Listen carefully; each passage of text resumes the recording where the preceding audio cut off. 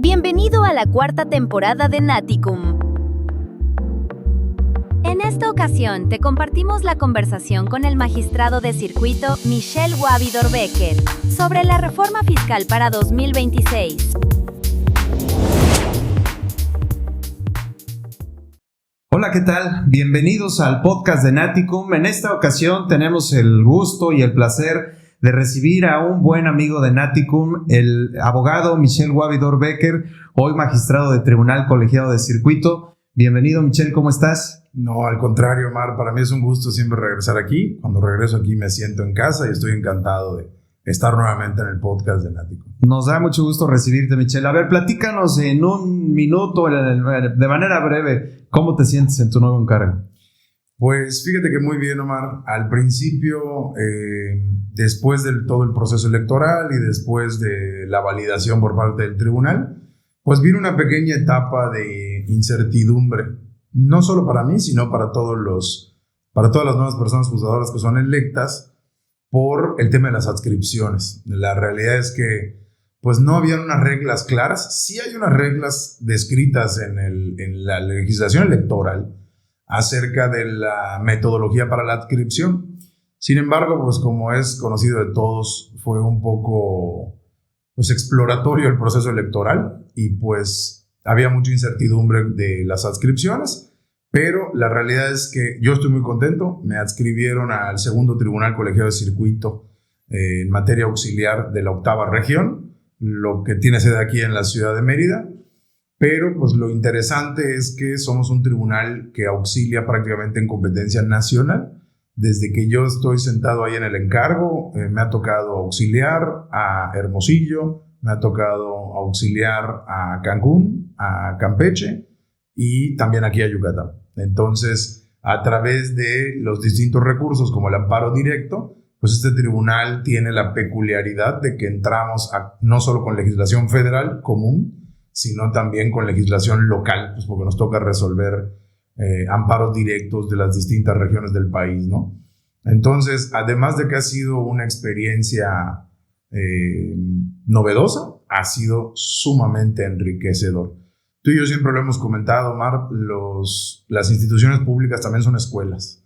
Y son escuelas en el sentido de que el trabajo no se puede rehusar y el trabajo tiene que salir completo y con la mejor calidad posible, lo que ha hecho, por supuesto, que ha sido un reto para tu servidor, pero ya viéndolo en retrospectiva y prácticamente cerrando este primer cuatrimestre del año, que es el que nos tocó trabajar allá, muy contento y muy motivado para un 2026. Perfecto, Michel. No, pues qué gusto me da escuchar que estás contento, que te estás adaptando a la función judicial tan importante, por supuesto, para nuestro país, además en un momento pues histórico, ¿no? Jurídicamente hablando y judicialmente hablando, pues es un proceso histórico para todos los que de alguna manera tenemos contacto con los tribunales. Enhorabuena y felicidades. Y bueno, comentarle a nuestra audiencia, y nuestra audiencia lo sabe muy bien, que tú eres un experto en materia fiscal y es hoy más que nunca indispensable platicar de la reforma fiscal que entrará en vigor en 2026. ¿Por qué? Porque pues evidentemente ha generado cualquier cantidad de comentarios que vamos a tratar de analizar aquí contigo en esta ocasión. Y pues para comenzar me gustaría que nos platicaras cuáles son las principales características o qué fue lo que más se reformó en esta ocasión para 2026 en materia tributaria o en materia fiscal. Excelente, Omar. Sí, primero, la relevancia del derecho fiscal. No sé si soy un experto, gracias por catalogarlo así, pero por lo menos me ha tocado estudiar la materia los últimos 12 a 13 años. Entonces, como buen fiscalista, es sencillito. Sí, no sé si experto, no lo sé, pero estudioso en la materia los últimos 12, 13 años. Aquí hemos estado picando piedra en esta materia, ¿no? Yo te dividiría la reforma en 4. Pero trastoca varias legislaciones. Te diría, incluso a lo mejor en 5, pero lo voy a dejar en 4. La primera parte de la reforma es la parte grandota de la reforma, que es el Código Fiscal. Ahí los cambios son enormes. Yo creo, Omar, y te lo digo de manera honesta e imparcial, estamos ante la reforma fiscal más grande desde aquella reforma del 2014, a la cual le llamamos la digitalización de los medios de fiscalización en México, que como la gente recordará, nos trajo el buzón tributario, los certificados de sello digital, cambiamos de decirle facturas a decirles CFDIs, comprobantes fiscales digitales por internet, vino con nuevas facultades de comprobación para que se pudieran hacer a través del buzón tributario, como la revisión electrónica.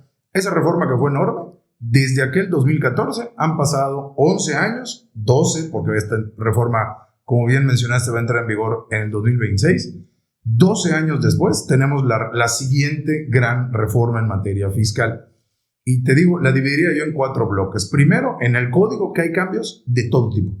Hay cambios sustantivos, hay cambios adjetivos, hay cambios procesales, hay nuevas facultades, hay nuevas infracciones, hay nuevos delitos, hay cambio en algunos delitos, hay nuevas formas de garantizar el crédito.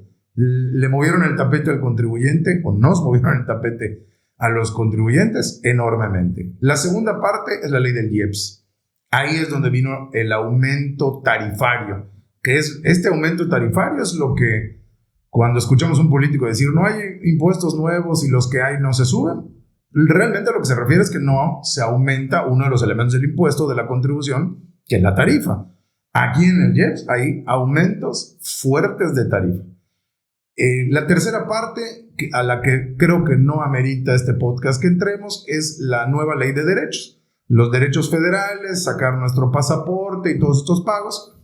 Su actualización es la normal, es una realidad, no hay nada que brinque, no hay ningún derecho que, a mi punto de vista y de la primera lectura, que sea desproporcional. Es un aumento inflacionario en la nueva ley federal de derechos, se crean algunos nuevos derechos, se desaparecen otros y la base dura que conocemos únicamente se aumenta. Se actualiza, vamos a decirlo, no es un aumento, realmente es una actualización. Y la cuarta parte que no debe pasar desapercibida es la parte constitucional fiscal, porque tuvimos una reforma a la ley de amparo previa a esta del 7 de noviembre en materia tributaria, donde también se tocaron temas tributarios. Y yo, por eso te decía, puede ser en 5, pero la voy a dejar en este 4, englobaría en esta reforma a la ley de amparo la reforma constitucional de finales del 2024, que si te acuerdas nos cambiaron el catálogo de los delitos que merecen la prisión preventiva oficiosa, porque esa fue una reforma tributaria también. Aunque la reforma fue la Constitución, lo que hizo fue agregar 2 delitos en materia tributaria, como era el contrabando y lo que hasta el día de hoy parece ser el 113 bis. Pero digamos que ese es el bloque de reforma constitucional. Propiamente el artículo de la Constitución y las reformas a la ley de amparo en los artículos que tocan temas en materia fiscal, que son solo 2 o 3, pero no deben de pasar desapercibido porque pueden o no, hay que revisarlo, afectar los medios de defensa del contribuyente. Eso es lo que tenemos, una reforma enorme que toca desde facultades, procedimientos, garantías, infracciones, delitos, modificaciones en materia de amparo tributario, modificaciones constitucionales tributario, aunque esa viene desde 24 de diciembre del 2024. Y claro, lo normal que es la ley de derechos que actualiza nuestros derechos federales y el aumento en las tarifas del IEPS, el aumento en la base también de algunas conductas que no estaban grabadas con el impuesto especial de producción de bienes y servicios, hoy sí lo están, ¿no? Perfecto, Michelle. ¿Qué te parece si comenzamos con el código fiscal? Que creo que ahí tocaste muchos temas y muy importantes ahorita que creo que valdría la pena destacar. Y si quieres, pues para abrirte el micrófono completamente, pues te seguimos. ¿Qué te parece si tú nos planteas el tema y me permites interrumpirte de vez en cuando como para ir complementando lo que vayas diciendo o hacerte alguna pregunta? Pero creo que valdría la pena que nos explicaras pues cuáles son lo que tú más destacas de la reforma al Código Fiscal. Por supuesto que sí, Omar. Mira, creo que hay que empezar, ahora sí que por el principio, pero porque son los primeros artículos del código que se reformaron. Voy a empezar con la parte digital, pero no me refiero, para que aquí la gente no confunda, porque hay un tema que se va a tocar de plataformas digitales. No me estoy refiriendo a eso, me estoy refiriendo a la digitalización de la fiscalización. Ejemplo, los certificados de sello digital. Desde su aparición en el código en el 2014, los certificados de sello digital, para tratárselo de explicar a la gente de la forma más sencilla, la definición de esos certificados de sello digital no es más que vincular al contribuyente con su firma electrónica. Como todos sabemos, cuando vamos al Servicio de Administración Tributaria, además de que nos toman, digamos, de manera un poco invasiva nuestros biométricos, porque no solo nos toman las huellas y ya no también reconocimiento facial e incluso las iris de los ojos, nos hacen ya una toma de los biométricos, nos piden que firmemos a puño y letra, pero también nos tramitan una firma electrónica avanzada.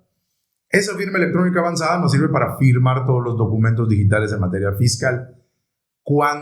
Y normalmente cuando la vemos representada en el documento PDF o en el .xml, si tienes cómo visualizarlo, es a través de una cadena de alfanumérica que no tiene sentido para nosotros, pero es la cadena original. Y abajo de la cadena original dice sello digital y viene otro número largote alfanumérico que no tiene sentido. Una se está refiriendo a la firma electrónica que se utilizó y la otra es la forma que encontró el Servicio de Administración Tributaria para vincular que los archivos de la firma electrónica le pertenecen a los datos biométricos de este contribuyente que acudió aquí. Entonces es la manera, digamos, de cerrar la pinza para decir, estos son los archivos de la firma electrónica de Michelle y estos son los biométricos que me vino a dar aquí y los vinculo y se ven representados en la firma electrónica avanzada. Por eso definimos a los certificados de sello digital como el vínculo entre el contribuyente y su firma electrónica. Así es. Para decirlo de la manera más sencilla. Y van a decir, oiga, pensé que íbamos a hablar de temas fiscales. ¿Por qué es importante esto? Los necesitamos para facturar. Claro. Y una empresa que no puede facturar, o una persona física que no puede facturar los bienes o servicios los cuales presta, pues está en lo que, voy a usar una palabra que usan mucho los contadores, está en una muerte comercial. Si yo no puedo facturar, no puedo cobrar. A menos de que esté yo en la informalidad, que no es ni la aspiración ni a lo que se refiere nuestro código.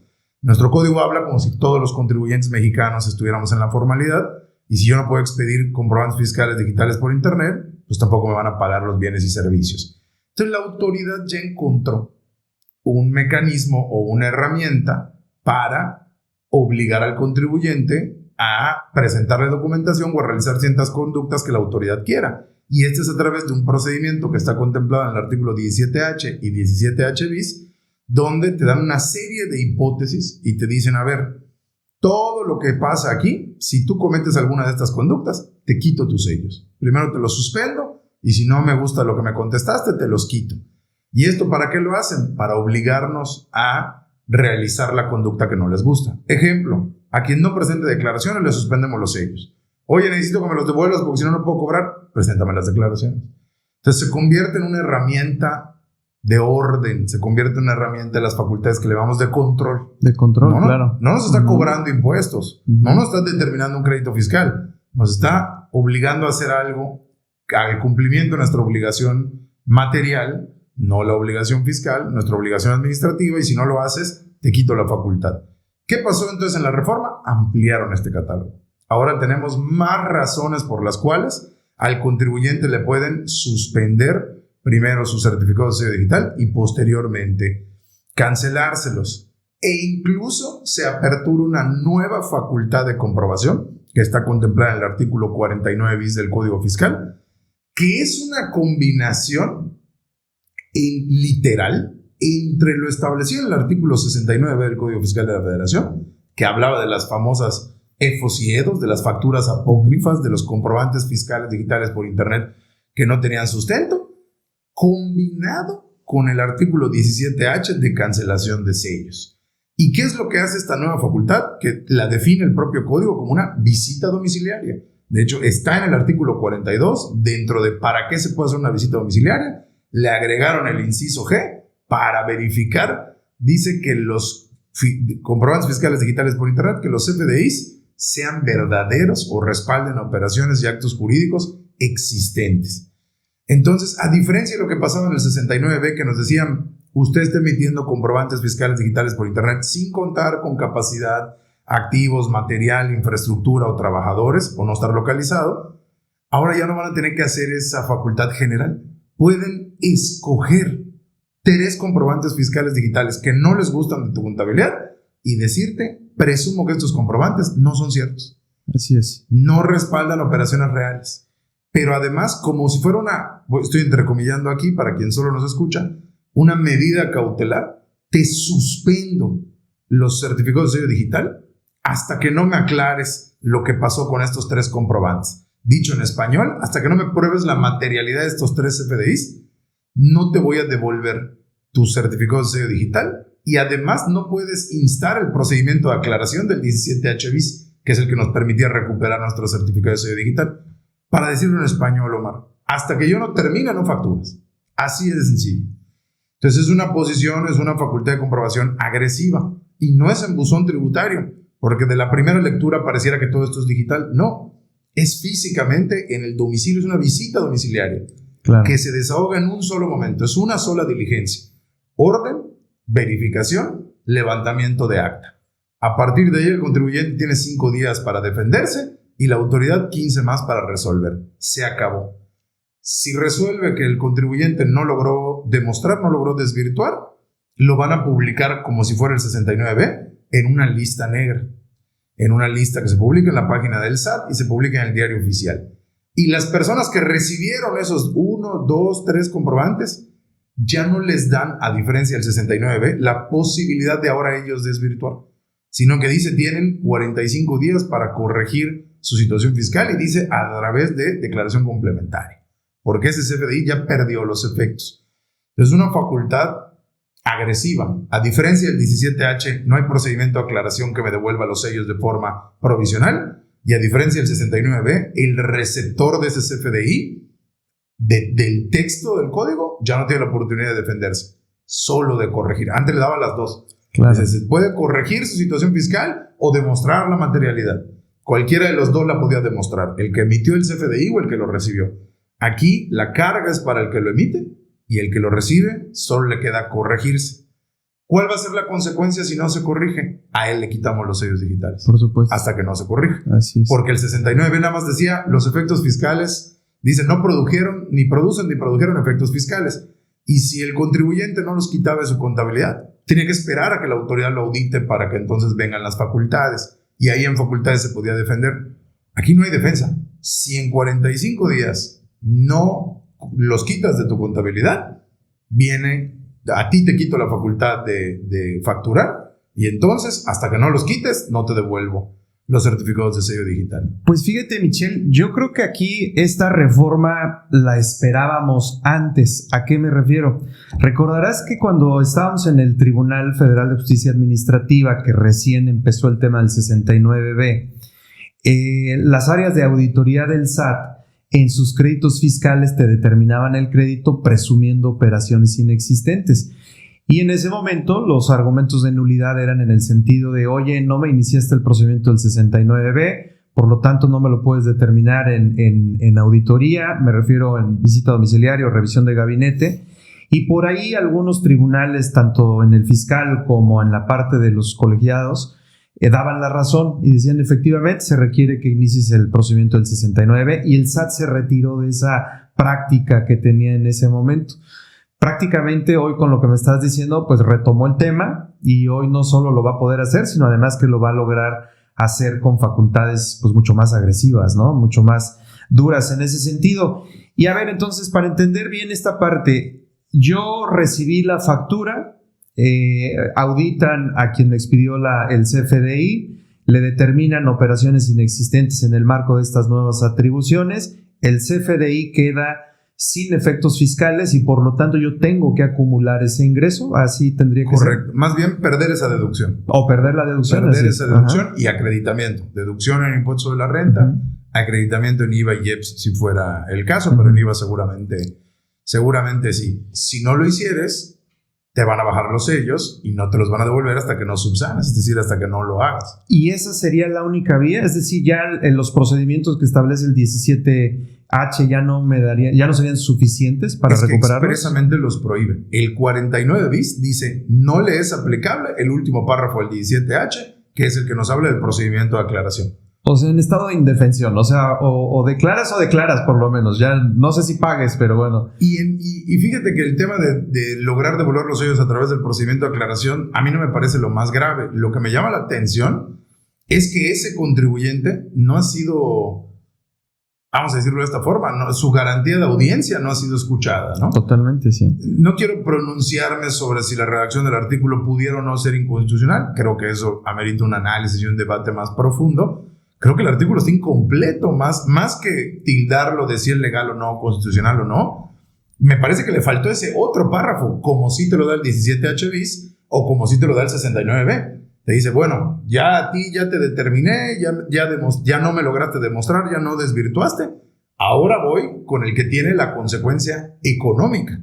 Es el que le dio la deducción, el que hizo ese acreditamiento. Pues deberían darle la oportunidad de que él se defienda. A lo mejor él sí tiene toda la materialidad.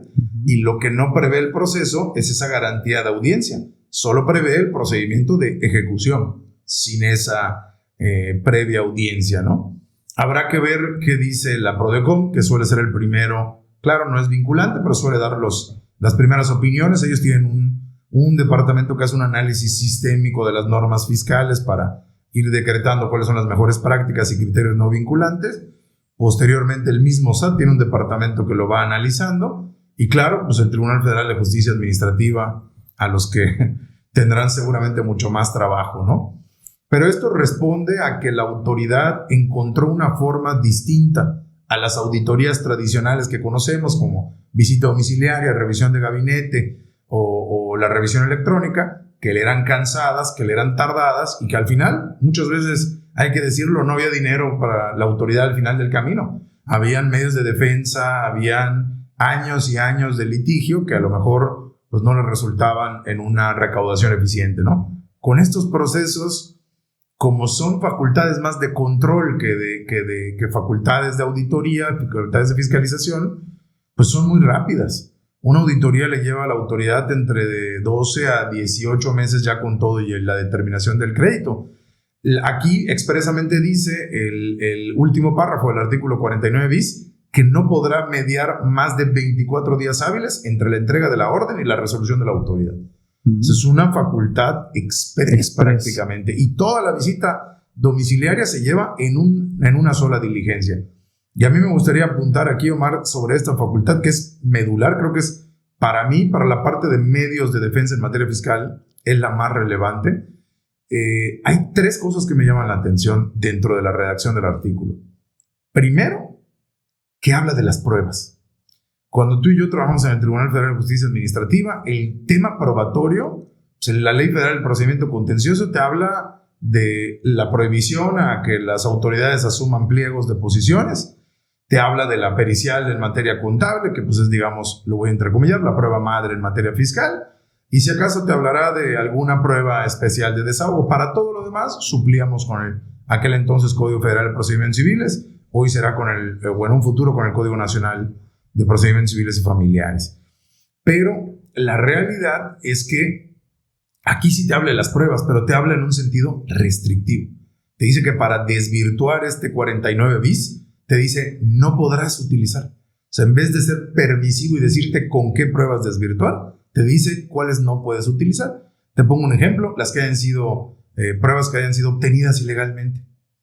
¿Cuándo habíamos visto que el SAT se preocupe por cómo fue obtenida la prueba que le presenta el contribuyente? O te dice pruebas que hayan sido materia de nulidad de un juicio diverso. Te dice todas esas pruebas están prohibidas y claro, te dice pruebas que no alcancen a cubrir el objeto de la presunción. Y si yo te presumí que no declaraste y me estás presentando la declaración de otro contribuyente, pues de plano no la voy a valorar pues porque no está vinculada a tus hechos, ¿no? O sea, pero me hizo raro que viene con 4 incisos y te dice estas pruebas ni me las presentes porque no las voy a tomar en cuenta. Nunca habíamos visto en materia fiscal que te digan que no puedes utilizar.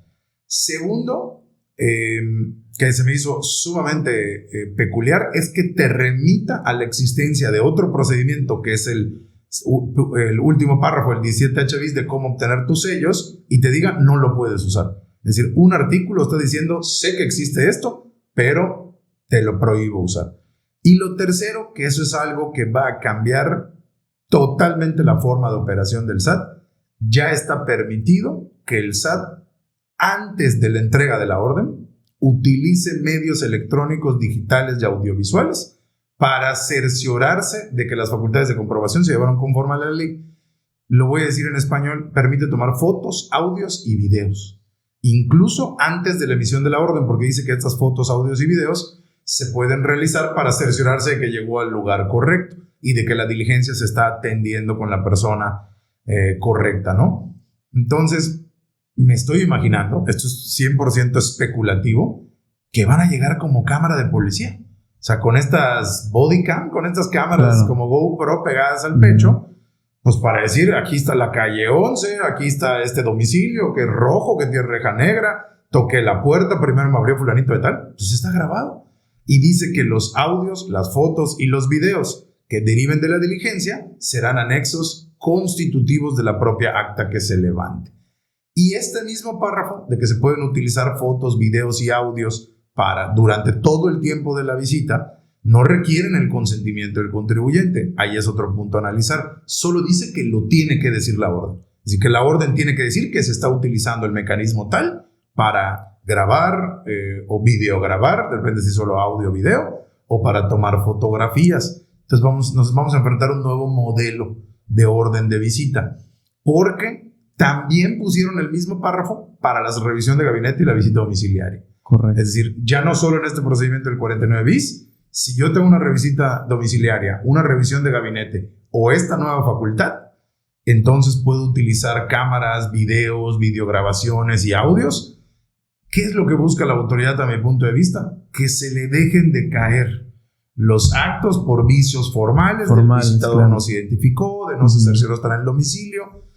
Pues ahora vamos a ver un nuevo modelo de órdenes y por supuesto a los contribuyentes y a sus defensores les tocará pues, un nuevo modelo de medios de defensa, ¿no? De conceptos de impugnación ahora encaminados a esto, ¿no? Más allá, insisto, no quiero calificar el texto de la ley, pero habrá que ver si esto resulta constitucional, ¿no? Claro. Sí, porque de suyo la visita domiciliaria, por ejemplo, pues es una restricción al derecho humano a la inviolabilidad del domicilio, que lo hemos discutido muchas veces y la Corte dijo es constitucional y es una restricción que encuentra cobijo en la Constitución. Pero ahora no solo ingreso a tu domicilio y tomo por escrito, como se hacía antes, nota en las actas correspondientes, sino que además ahora voy a capturar escenas, audios de lo que está ocurriendo dentro del domicilio fiscal del contribuyente y que creo que, como tú bien lo indicas, y aquí sí no quiero comprometer, por supuesto, tu criterio, esto lo digo a título personal, pero pues ahora habrá que cuestionar ese nuevo formato de la orden de visita, porque pues efectivamente qué tipo de equipo vas a usar, qué vas a grabar, cuánto tiempo, en fin, porque quiero pensar que incluso pudiera ser un equipo a tal magnitud que a ti y a mí nos gusta mucho la tecnología, que te permite identificar al contribuyente con sus biométricos, con un reconocimiento facial, con un reconocimiento facial, como ya lo hace el teléfono celular, por ejemplo, ¿no? Y máxime que hoy el SAT pues ya tiene toda esa información, ¿no? La verdad es que se torna preocupante, pero interesante. Sí, o sea, vamos, al final del día creo que los retos que nos impone el legislador y que vendrán además con las actuaciones del Servicio de Administración Tributaria, pues van a estar interesantes, ¿no? Y yo creo que estos ya son los primeros pasos, Omar, a algo que no me quisiera yo aventurar a decir algo que irreal, no lo es, pero yo creo que estamos a 3, es más, en este sexenio puede ser que en la siguiente reforma fiscal ya estemos ante el ID fiscal. Hoy cuando nos piden nuestra CIF, nuestra cédula de identificación fiscal, es un PDF aburridísimo que pues, nada más dice nuestros datos, ¿no? Que a mí siempre se me ha hecho muy raro tanta tecnología que le han metido a la fiscalización, algoritmos, y al final del día ese PDF yo lo puedo modificar, yo lo puedo alterar, es decir, no tiene ninguna certeza ese PDF, más que el código QR que ahí tiene, pero va a llegar un punto en el que cuando llegue la autoridad a hacer esta visita domiciliaria, como si fuera un repartidor de estafeta o de DHL, con una maquinita que te diga, pásame tu ID, que no me refiero a que es una tarjeta física, vamos a tener un QR, algo muy parecido a lo que pasa cuando un aficionado acude a un estadio de fútbol. Ya existe el Fan ID, y si no llega con su código QR, no se lo verifican y no aparecen ahí sus datos y su foto, no lo dejan pasar. Creo que si en algún lugar lo vamos a tener, es en la materia fiscal. Claro. O sea, vamos a tener nuestro CIF digital o nuestro RFC ID que va a ser inevitable y que eso va a ocasionar que cuando la autoridad llegue, la persona que atendió la diligencia, que muchas veces hacia ahí están enfocadas las estrategias de no lo conocía, no era mi trabajador, no me enteré porque desahogaste la diligencia con alguien ajeno a mí. Si esa persona ya tiene el RFC ID, ya no va a haber duda de quién es, para quién trabaja, a quién le timbra, a quién le asimila, a quién le retiene. El SAT, a través de sus sistemas, va a poder vincular a la persona con su declaración anual, con su declaración fiscal. Y no me digas que no trabaja para ti porque tú le retienes, ¿no? Por supuesto. Y esto lo sé pues porque le escaneé su Fan ID en materia fiscal, ¿no? O sea, creo que la primera autoridad, antes de la nueva CURP con biométricos, antes de lo que pueda hacer Relaciones Exteriores, que ya va a sacar su pasaporte virtual, yo creo que el primero que va a tener amarrada su base es el SAT a través del Registro Federal de Contribuyentes, que cuando quieran dar el brinco, yo estoy seguro que esto está preparando eso, ¿no? Por supuesto. Y no se me hace aventurado decir que en este sexenio podemos ver una nueva identificación fiscal digital, pero no es que ponerse nombre. Se me ocurren tantas cosas, Michelle, porque además esos equipos te permiten hacer transmisiones en vivo, que lo que esté grabando la autoridad pues se suba inmediatamente a una nube, que pueda ser consultada en tiempo real por alguien más en otro lugar, que esté confirmando lo que el visitador en todo caso esté tomando y que no sepamos, ¿no? O sea, que el SAT no nos informe que eso va a ocurrir de esa manera, porque basta con que nos notifique el inicio del procedimiento y que se acredite la persona y que inicie la diligencia para que lo que se capture ahí prácticamente desconozcamos qué es lo que va a ocurrir con él, ¿no? Pero como te decía, no quiero comprometer tu criterio porque seguramente eventualmente llegarán amparos relacionados con la reforma fiscal a tu escritorio, ¿no? ¿Qué más adviertes, Michelle, en este punto del código? En materia del artículo 27, por ejemplo, que estamos hablando que es precisamente el que regula el Registro Federal de Contribuyentes, si tienes más de 60 años de causantes, porque se le decía, dos cosas que me llaman la atención para no hablar de todo lo que se movió el artículo. Uno, el Servicio de Administración Tributaria ya te puede negar la inscripción de una persona moral si el representante legal, socios o accionistas, dependiendo del tipo de sociedad, de persona moral, está en algunas de las listas negras del SAT. La que sea, la del 69B o la nueva del 49 bis. Entonces, si esta persona ya estuvo en una lista, ya no puede ser socio, accionista o representante legal.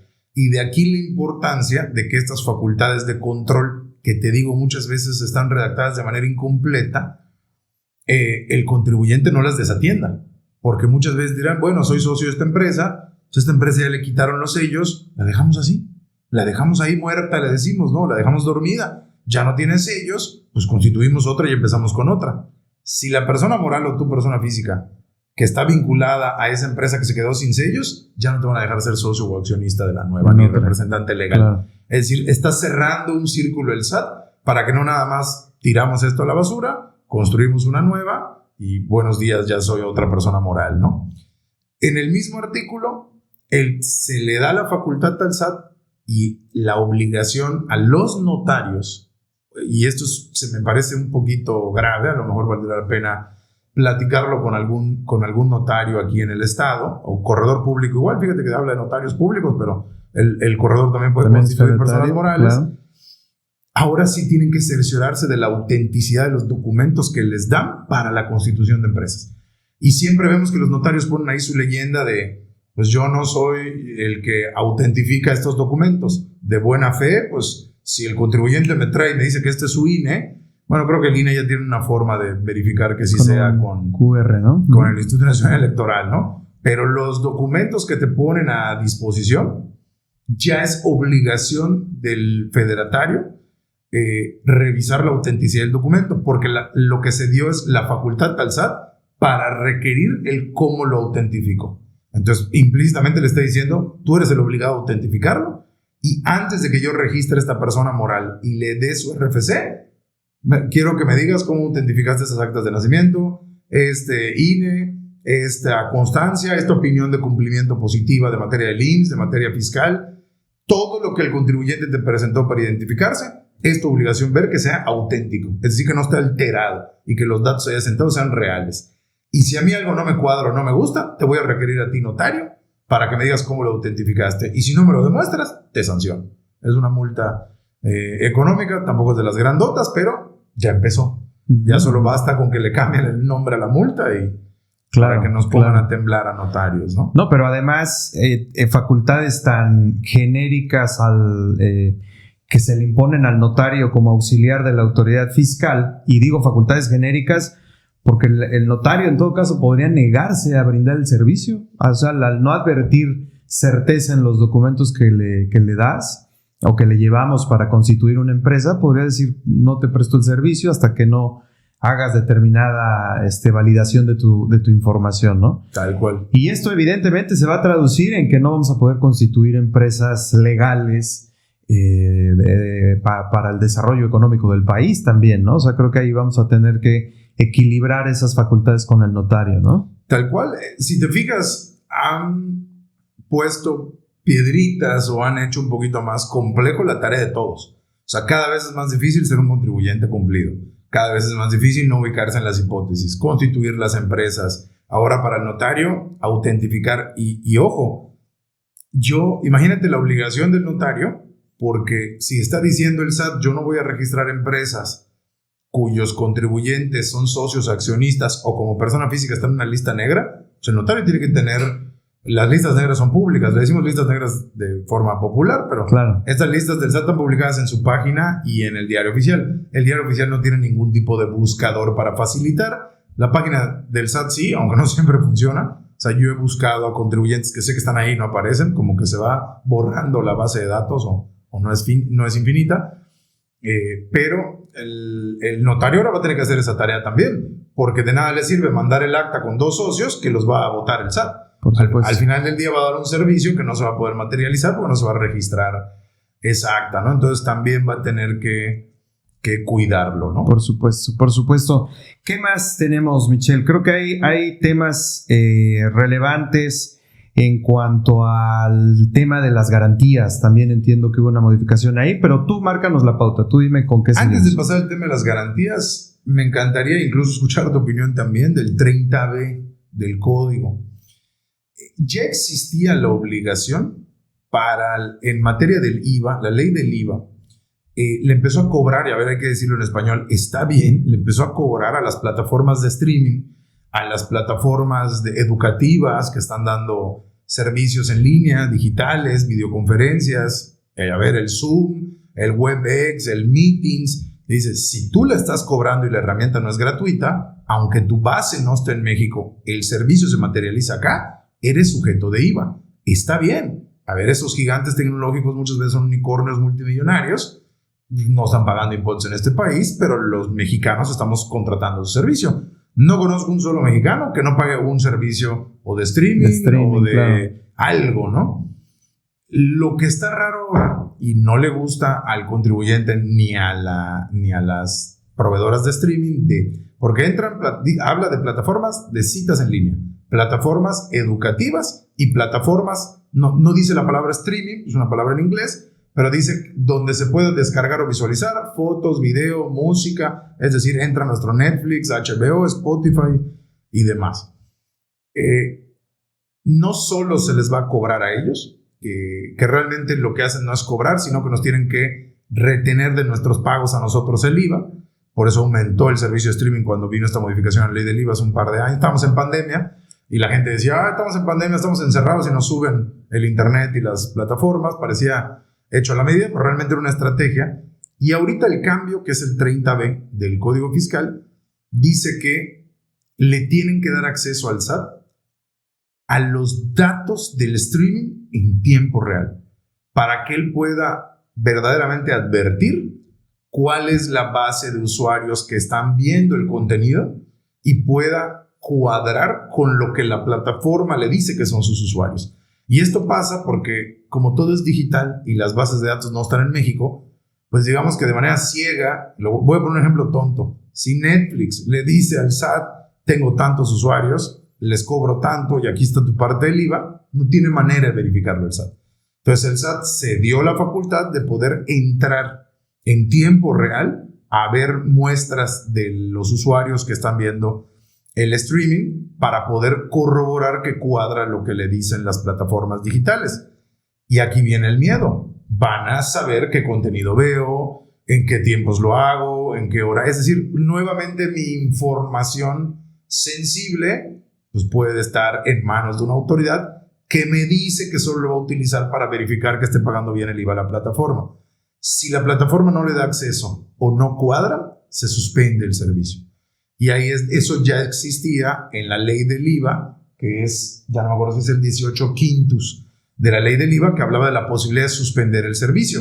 El problema es que el SAT no tenía manera de medir si era cierto o no. Entonces ahorita se dio una facultad para medir, y entonces te dice, ahora sí te voy a aplicar el quintus que ya existe en la ley del IVA. Lo único que se dio ahorita es la posibilidad de medir las aguas, de ver si es cierto que tienes tantos usuarios en estos momentos y en este tiempo y con estos contenidos, ¿no? Entonces, me parece una invasión a la base de datos de la plataforma y a nuestra información digital, ¿no? Por supuesto, cuando te refieres a la suspensión del servicio, ¿qué debemos de entender? O sea, ¿que se suspende el servicio para el contribuyente o el servicio...? Así como está suspendido hoy en día para los que les gustan las apuestas, la casa de apuestas, son 6 casas de apuestas que están suspendidas en México. Así como es por razones distintas, porque es un tema de lavado de dinero, o sea, de procedencia de los recursos, no un tema de contribuciones. Así es. Pero es lo mismo. Pero suspendieron completo. Tú ya no vas a poder acceder. Si tú te metes con un IP mexicana a ver Netflix en México, estás suspendido Netflix hasta que no le informe a la autoridad y hasta que no llegue un arreglo con la autoridad y lo que está pagando son las contribuciones correctas, son las retenciones de IVA correctas. Correcto. O sea, sería un apagón nacional.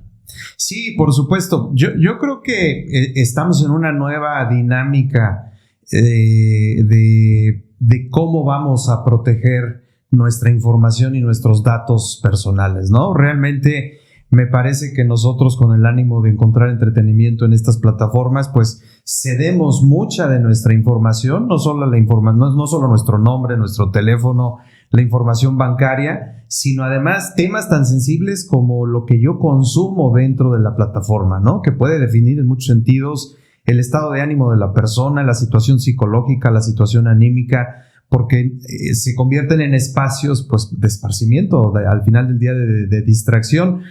Lo interesante, creo yo, va a ser analizar cómo las plataformas van a permitir el acceso, porque creo que ahí también esa especie de visita digital en tiempo real, pues se va a convertir en un acto de autoridad que las plataformas tendrán también que de alguna manera controlar para la garantía y la tranquilidad de sus usuarios, porque si en algún momento esa plataforma llega a ser vulnerada, bien, y ya no podemos determinar si fue la plataforma o fue el SAT o quién fue quien la vulneró o quien la hackeó, pues imagínate lo trascendente de ese punto, ¿no? Ahí nada más hacer la precisión.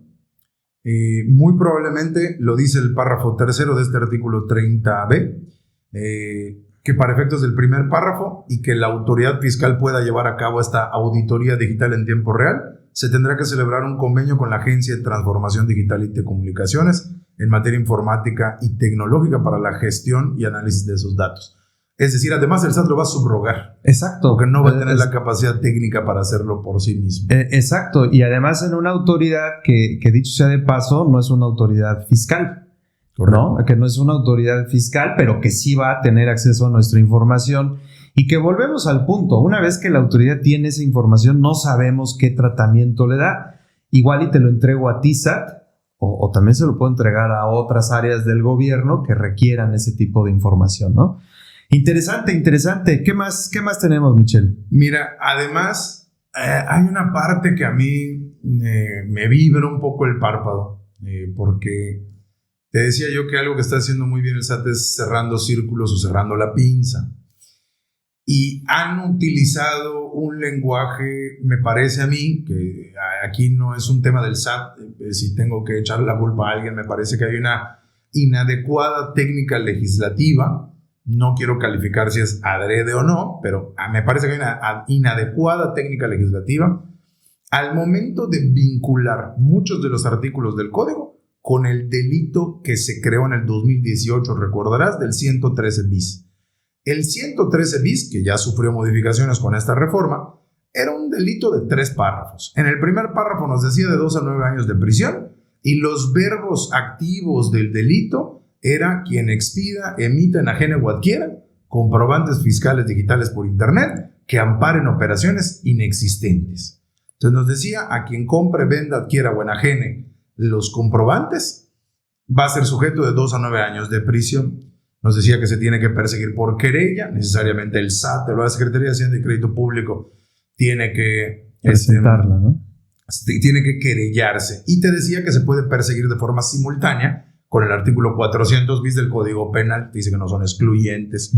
Las conductas. Que es lavado de dinero, ¿no? Es lavado, operaciones con recursos de procedencia ilícita. Entonces decía, estos no se excluyen. 3 párrafos. Hoy es de 9, ese 113 bis. Y lo que han hecho además es que, voy a decir algo que no es exactamente correcto, pero la semántica que se utiliza me parece que confunde y está diseñado para siempre mandarnos ahí. Ejemplo, nuevo artículo 49 bis.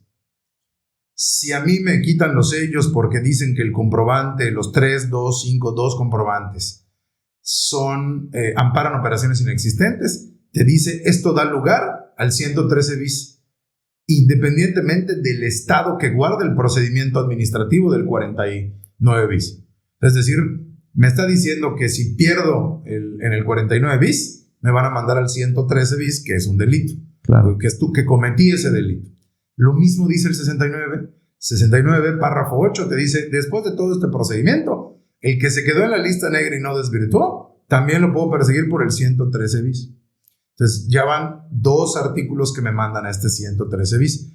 Y en estos 113 bis le agregaron varios párrafos que son pequeños. Se quedó el primer párrafo como está. Lo que pasa es que el párrafo exactamente dice: a quien por sí o por interpósita persona expide, enajene, compre o adquiera comprobantes fiscales que amparen operaciones inexistentes, falsas o actos jurídicos simulados.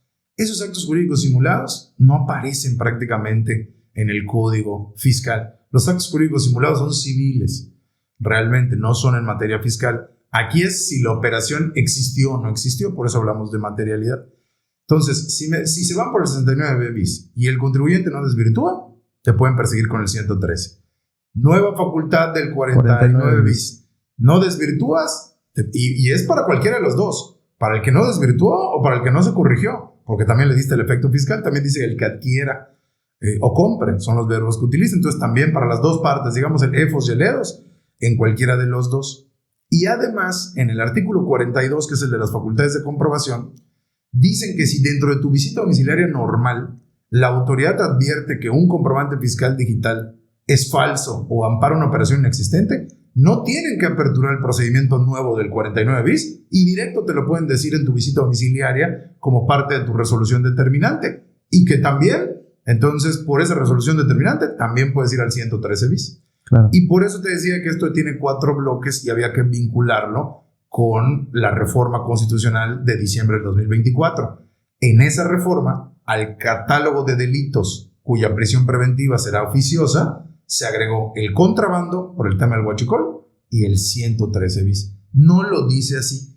La reforma constitucional habla de que se emitan comprobantes fiscales digitales que sean falsos. No nos dice que las operaciones que respalden esos comprobantes sean inexistentes. Pues te digo que hay una semántica que no encuadra, claro. Que los tipos penales, pues te decía yo, la tipicidad en materia penal, pues me parece aquí que va a haber vamos a decirlo en español, una carambola al momento de tratar de aplicarlo. Pero la intención está aquí. La intención es, fallas en facultad de comprobación normal del artículo 42, te puedo vincular al 113. Fallas en el 69B, te mando al 113. Fallas en el nuevo 49 bis, te mando al 113. Y ya le agregué en la Constitución que mereces la prisión preventiva oficiosa si te persigo por estos 113. Y como último párrafo que le agregaron, que además dará lugar a reparación del daño necesariamente. Se dice, además de que se te persiga por el delito y demás, siempre tendrá que haber una reparación del daño si el delito por el que se te persigue es el 113 bis. Por eso la querella que presenta la Secretaría de Hacienda viene acompañada de un pequeño documento que se llama la declaratoria de perjuicio. Claro. La Secretaría de Hacienda, de entrada, cuando le solicita al Ministerio Público persigue este delito, o a la Fiscalía Especializada en Materia de Delitos Fiscales, a la Procuraduría Especializada en Materia de Delitos Fiscales, le va a decir cuánto dinero perdió, cuál es el perjuicio de la Hacienda Pública, para que siempre haya que reparar el daño en esta materia, ¿no? Me parece que están cerrando círculos, no, están cerrando brechas. Y además déjame de utilizar esta expresión, es para ponernos nerviosos, ¿eh? O sea, porque puedo no incurrir en ninguna de esas conductas, pero si por alguna razón llego yo a recibir una factura que después pierda sus efectos fiscales, ya me estoy yo ubicando en el supuesto de que yo pude haber comprado ese CFDI, de que lo pude haber adquirido, de que lo pude haber negociado y de que por lo tanto, mientras sean peras o sean manzanas, como bien dicen acá nuestros amigos penalistas, a nadie se le niega un auto de vinculación a proceso y menos en materia fiscal. Entonces ya te puedes ubicar en alguno de esos supuestos tentativamente hablando, ¿no? Pero bueno, y ya para ir cerrando, la verdad es que está, como bien indicaste, está amplia la reforma y hay un tema que te comentaba yo hace un momento, pero que ha preocupado muchísimo a los contribuyentes y se ha discutido mucho, porque incluso formaba parte de los medios de defensa en materia fiscal, y es el tema de las garantías. Si pudieras brevemente comentarnos cómo era y cómo va a ser a partir de 2026, porque creo que ahí hay mucha confusión en qué momento sí debo garantizar, en qué momento no, qué va a pasar en 2026, y si quieres cerrar con algún comentario de qué va a pasar con las auditorías que están en trámite, que están determinando créditos fiscales en este momento y que se van a empezar a impugnar a partir de 2026, ¿no? Sí, Omar, el cambio es en el 141 del código, precisamente es el artículo que nos dice cómo se debe garantizar un crédito fiscal. ¿Cuál es el cambio? Antes, nada más hay que tomar en cuenta para los que nos escuchan, hay dos momentos donde la autoridad nos va, voy a decir esta palabra, a cobrar un crédito fiscal. En uno, que es el primer momento, es una garantía. Todavía no nos está ejecutando. No somos parte de lo que le llamamos el PAE, el procedimiento administrativo de ejecución. El PAE, que es cuando la autoridad viene a cobrarnos, viene a embargarnos, es ya cuando ya se perdieron los medios de defensa, cuando decimos que el crédito está firme, y la firmeza de un crédito fiscal se da por dos razones. O porque presenté los medios de defensa hasta su última instancia y ya los perdí, ya no hay nada más que hacer, el contribuyente ya los perdió, entonces el crédito está firme. O porque no los instó, es decir, porque pasó el plazo para interponer los medios de defensa y no lo hizo, que en materia fiscal pasa a los 30 días hábiles después de notificar un crédito fiscal. Si no lo combates, ese crédito está firme por consentimiento, es decir, porque pasaron los 30 días y no insté ninguno de los medios de defensa. En el otro, insté los medios de defensa, ya los perdí, el crédito está firme, me lo vienen a cobrar. Eso no cambió. No cambiamos las reglas del PAE. Las que cambiamos son de antes. Dice la ley, el contribuyente debe garantizar un crédito fiscal cuando tenga una cantidad líquida que está pendiente de pago. Para asimilarlo y que la gente lo entienda, es la única rama del derecho donde no se puede litigar sin garantías a favor de una parte. ¿Por qué? Porque la otra parte es el fisco. A diferencia del derecho mercantil, donde tenemos a dos comerciantes, el derecho laboral, donde tenemos un trabajador contra el patrón, el derecho civil, donde tenemos a dos personas. En este caso en particular, el derecho fiscal, siempre del otro lado hay una sola persona, el mismo, el fisco federal, el que nos cobra el servicio de administración tributaria como un ente desconcentrado de la Secretaría de Hacienda y Crédito Público.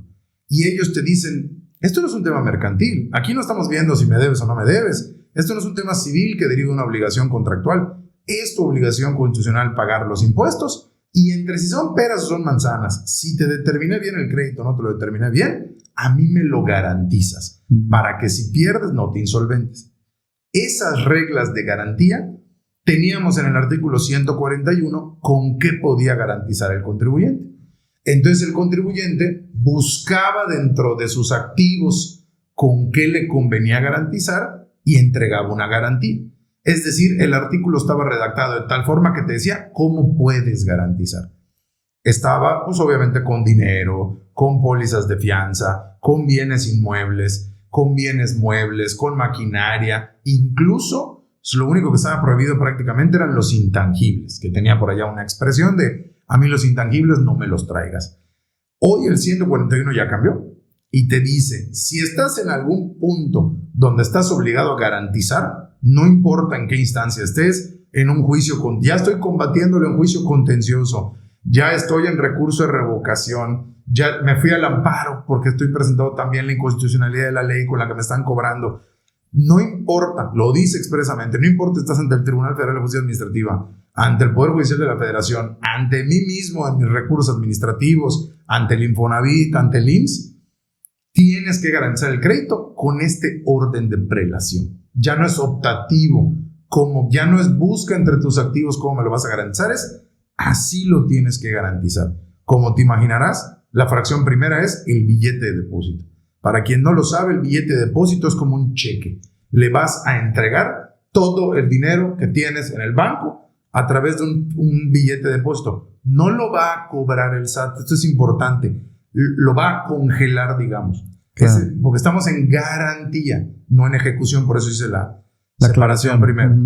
Todo lo que sea de aquí lo va a guardar el SAT a ver qué pasa con el juicio. Gano yo el juicio, me tiene que devolver esta ficha de depósito.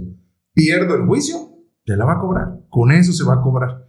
Por eso nos dicen que el litigio es sin garantías. Nada más que aquí, como hay un orden de prelación, si yo voy a garantizar, ejemplo, con la fracción cuarta, que es la fianza, que es algo viable para la mayoría de los contribuyentes, porque no tienen que desembolsar todo el dinero, a pesar de que la fianza tiene un costo financiero, por la expedición y por el mantenimiento de la póliza, pues es razonable. Voy a poner un ejemplo, más o menos, a los afianzadores y aseguradores, a ver si no me caen a pedradas en los comentarios, más o menos una póliza vale entre el 10-12% de lo que está afianzando. Si mi crédito fiscal es de 10 millones, la póliza me puede costar 800,000 pesos, 900,000 pesos, pero no tuve que desembolsar los 10 millones. Claro. Y yo tengo que garantizarle a la afianzadora que si se le ejecuta la fianza, pues yo le voy a pagar, ¿no? Pero en vez de darle mi propiedad al SAT, se la doy a una afianzadora con quien tengo una relación comercial y una relación de confianza, ¿no? Yo quiero usar la fianza. Oye, pero la fianza es el cuarto. Sí, pero no tengo tanto dinero en el banco. El segundo es una carta de crédito emitida por una institución avalada por la Comisión Nacional Bancaria de Valores. El tercero es dar algo en prenda. El cuarto es la fianza. Yo quiero usar el cuarto. Tengo que demostrar que no puedo usar el 1, que no puedo usar el 2, que no puedo usar el 3 para el 4. Si no lo logro acreditar, significa que tengo algo del 1, 2 y 3 y con eso se va a cobrar el SAT. Se va a garantizar, no cobrar. Y dice que el número 1, que es el billete de depósito, ve qué duro está esto y habría que analizar igual la constitucionalidad. Al ser garantía y no cobro, no debo ese impuesto todavía, no está firme mi resolución, dice que debo de entregar el billete de depósito, sí o sí, con el dinero que yo tenga en el banco. Es decir, tengo $1, doy un billete de depósito de $1, no hay más en la cuenta porque el billete de depósito lo dice, entonces ya puedo acceder al segundo. El segundo es una carta de crédito de alguna institución. Si la institución me dice que como no tiene dinero ni activos, te niego la carta, pues entonces me voy al tercero. Tengo que ir demostrando la prelación. Ya te di todo lo que tengo con un billete de depósito. Tenía yo 70,000 pesos en el banco. Aquí está mi billete de depósito con los 70,000. Pero me faltan para llegar al 1,000,000 de garantía. Al siguiente, no me quisieron. Ahí está la negativa de expedición de carta de crédito. Me voy al tercero. Ahí está la prenda. Tengo este coche. Vale 200,000 pesos. Te lo doy en prenda. Ya tengo 70,000 del billete de depósito, 200,000 de la prenda, y ahora sí me voy a la póliza de fianza por los 890,000 pesos que me faltaron. Es decir, está muy duro que nos pidan la prelación y acreditar que no se pudo alguno para pasar al siguiente y para pasar al siguiente. Por supuesto, por supuesto. ¿Y qué pasa si me rechazo así? Bueno, ¿qué pasaría si al final del día... El ejemplo que acabas de dar es muy interesante porque, a ver, tengo para una parte en depósito, otra parte en prenda, otra parte... probablemente con la fianza, pero si a juicio de la autoridad incluso no es suficiente para garantizar, ¿qué más podría ocurrir? O sea, digo, me queda a mí muy claro. Llegamos a la base, que es la fracción número 5, que es lo que ya conocíamos, el embargo en la vía administrativa. Correcto. Va a llegar la autoridad, va a buscar lo que yo tenga, embargarlo todo, y si aún así resulta insuficiente, se pasa ahí a la cartera de no garantizados. Claro. Y te publican en la lista del artículo 69 que muy poca gente la conoce, es porque mucha gente conoce la del 69B, pero no la del 69. Así la del es. 69 es una lista de contribuyentes que tienen créditos fiscales No pendientes de garantizar, Así es. no garantizados. Sí, sí. Y muy- Cuya leyenda te aparece en el CFDI, ¿no? Cuando Así una es. empresa o persona física que está en esa lista emite un CFDI, sale un asterisco en rojo en el PDF que dice: este contribuyente está publicado en la lista, el segundo párrafo del artículo 69. Correcto. Es correcto. Y ya no hay más que hacer. Al final del día, ya después de esta fracción, creo que es la sexta, que nos dice el embargo en la vía administrativa, ya nadie está obligado a lo imposible. O sea, yo ya te demostré todos, hasta aquí llegué con las garantías, lo demás no lo puedo ¿En garantizar. qué momento debo de garantizar, Michelle? Porque esta es una pregunta que también nos han hecho mucho en los foros. Si cambió en algo el tema del recurso de revocación, porque en qué momento normalmente estratégicamente presentábamos ante el SAT, el recurso con el propósito de todavía esperar un tiempo más para lograr o verme obligado a garantizar. ¿Cambió en eso algo? ¿Tenemos alguna modificación allá? Sí, no. El recurso de revocación únicamente decía que suspende las facultades de ejecución. Uh-huh. Te decía, la interposición del recurso de revocación, te decía, será optativa y su presentación suspende las facultades de ejecución del Servicio de Administración Tributaria. Entonces, eso no cambió, esa leyenda lo sigue diciendo, pero habla de las de ejecución, claro, no las de garantía. Uh-huh. Y ahorita el artículo que nos habla, el 141, pone en la hipótesis que se debe garantizar el crédito fiscal a los 20 días hábiles posteriores a que fue determinado. Claro, No claro. te dice que quedará exento de esa garantía quien presente el recurso de revocación, Por del supuesto, cual habla por el supuesto. 119 del Código Fiscal. Es decir, como que la redacción, a mi parecer, si nos vamos a una redacción literal, como se debe hacer en materia fiscal, cuando te estén imponiendo alguna obligación, debe ser textual. Ya la interposición del recurso de revocación no me exime de tener que garantizar. Es decir, me lo puede exigir la autoridad, aunque yo esté todavía en mi medio de defensa en sede administrativa. Claro. No es como aquí puede ser una trampa gramatical, no lo dice expresamente que quedas eximido, pero tampoco cambió agresivamente la redacción a ahora se tiene que garantizar en el recurso de revocación. Pero me parece que abona un poco de inseguridad jurídica y por eso se está comentando en los foros. Hay opiniones encontradas. En mi opinión, es exigible la garantía desde el recurso de revocación. Sí, se entiende. Se entiende claramente lo que tú acabas de indicar. Yo quiero pensar que como muchas cosas que pasan en este país, pues pensaron que no nos íbamos a dar cuenta. Realmente está clarísimo que hoy vamos a estar obligados a eso.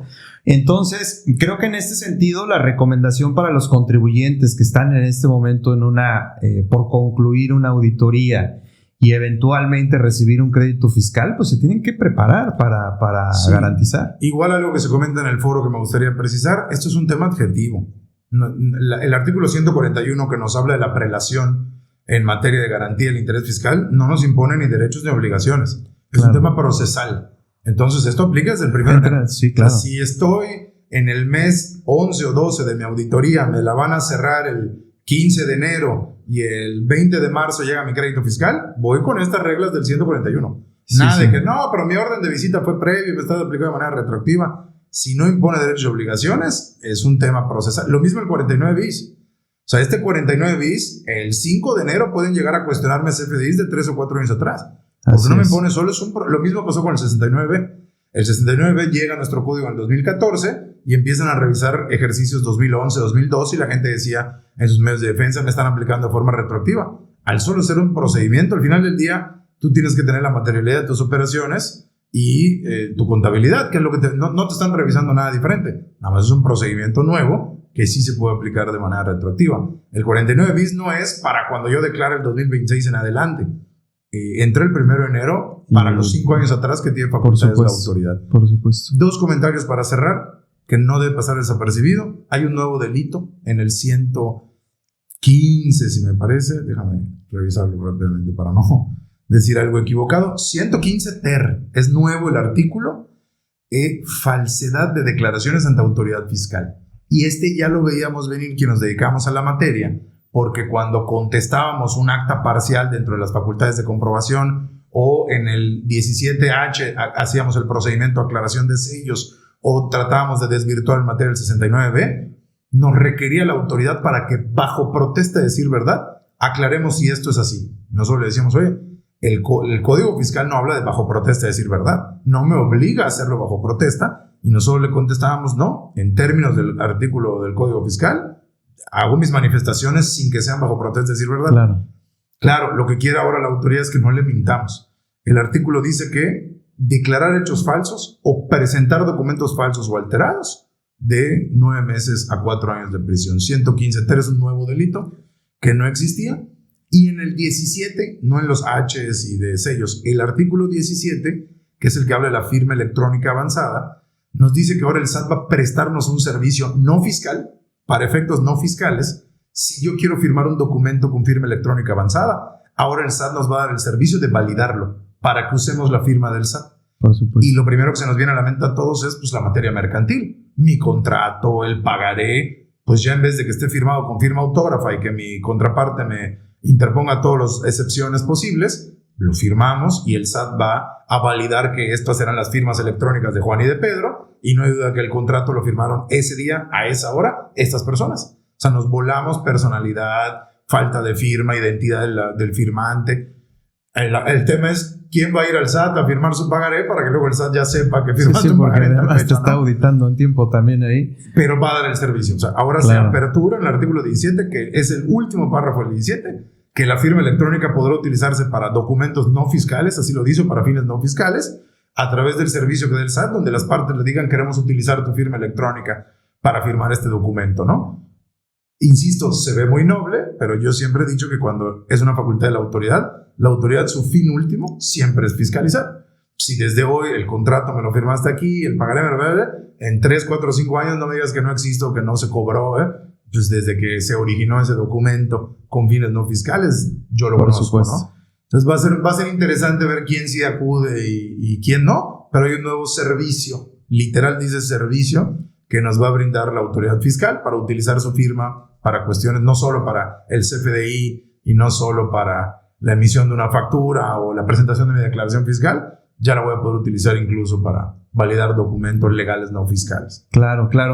Que yo insisto, yo creo que se tardó la autoridad tributaria en ese punto en meterse al tema digital, y quiero pensar que era un tema presupuestal, ¿no? Todo eso requiere un desarrollo tecnológico importante, un desarrollo técnico requiere infraestructura que yo me imagino que al día de hoy el SAT ya la tiene, y que bueno, pues hoy, como tú bien indicas, vamos a firmar un contrato en materia de comercio, en materia mercantil, un pagaré allá, y automáticamente el SAT sabrá que eventualmente tendrás ingresos por una operación que celebraste con tu firma electrónica avanzada, ¿no? En ese sentido. Oye, Michelle, pues sumamente amplia la reforma. De hecho, vamos a dejar pendiente por cuestión de tiempo toda la parte de IEPS. Yo creo que te vamos a invitar en el mes de enero para que estés aquí con nosotros y nos platiques cómo está el tema de IEPS.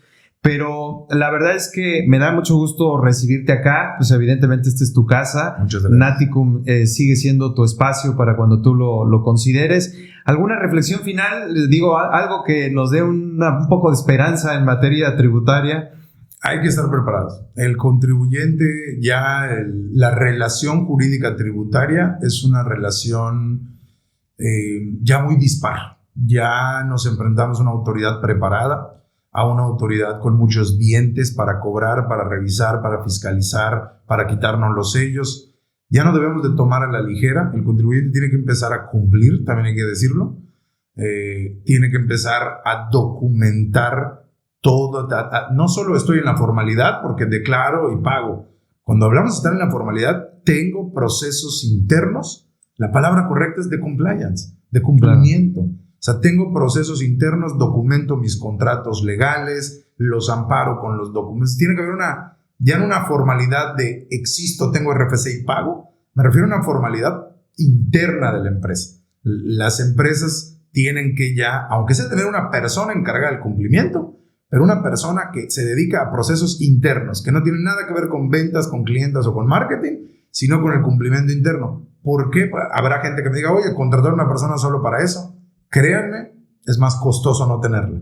Claro. Porque el día que llegue la revisión, la auditoría, que ya todas son express. 69B tenemos 15 días para desvirtuar. 49 bis nos da 5 días. 17H bis nos da 40 días para aclarar. Pero si no tienes la documentación, oye, es que nunca se firmó el contrato porque no tengo a nadie que me lo revise, que me esté revisando los pagarés, es mucho más problemático no estar preparado que estar preparado. Y la mejor forma de estar preparado es tener un compliance interno. Llámale una persona, o si la empresa tiene cierto tamaño, un equipo de personas que incluso se pueden componer de asesores internos o externos, pero déjame sintetizarlo en esta frase. La mejor defensa fiscal es estar preparado para cumplir. Por supuesto. No, y como bien indicas, las empresas tienen que invertir en prevención, que es lo que hemos dicho durante mucho tiempo. En México, el contribuyente prefiere que le llegue el crédito fiscal y después defenderse. Pero ojo con lo que nos acabas de explicar. Esa defensa en muchas ocasiones consistía en construir la relación jurídica con terceros, ¿no? Y me refiero concretamente a la materialidad. Hoy es un delito, ¿no? Hoy lo que acabas de explicarnos es construye materialidad, el SAT se da cuenta de que le estás mintiendo y automáticamente también estás ubicándote en una situación penal que, como tú bien indicas, preferible invertir en una política de compliance interna a tener que ver a un abogado penalista y pagar los honorarios de un penalista, ¿no? Que digo, lo tendrán que hacer eventualmente, pero creo que es mucho más aligerado en el compliance, ¿no? Cierro con esto. Hoy en día es más eficiente y económico cumplir con el compliance o tener el compliance que te va a prevenir multas, créditos y delitos. Así es.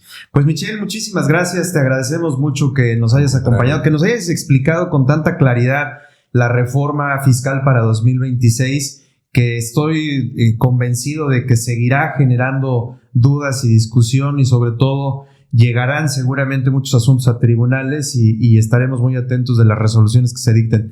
Muchísimas gracias, Michel. Al contrario, Omar, siempre un gusto estar aquí. Muchísimas gracias y muchísimas gracias a todas y a todos ustedes. Nos vemos en el siguiente episodio del podcast de Naticom. Hasta la próxima.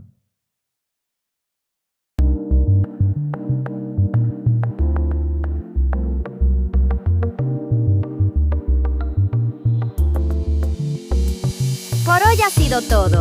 ¡Hasta la próxima!